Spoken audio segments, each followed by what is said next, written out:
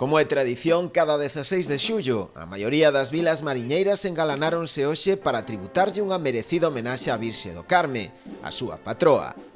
Un dos lugares do Barbanzo onde se vive esta data festiva con maior tradición é Cabo de Cruz.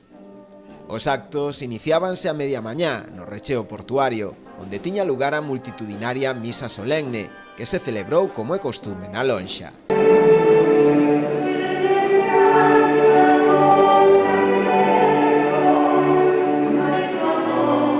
Unha vez rematada a cerimonia relixiosa, a imaxe da Virxe do Carme foi trasladada ata o Peirao, seguida da comitiva de autoridades, tanto civís como militares, así como tamén do resto de veciños que non quixeron perderse a procesión polo mar.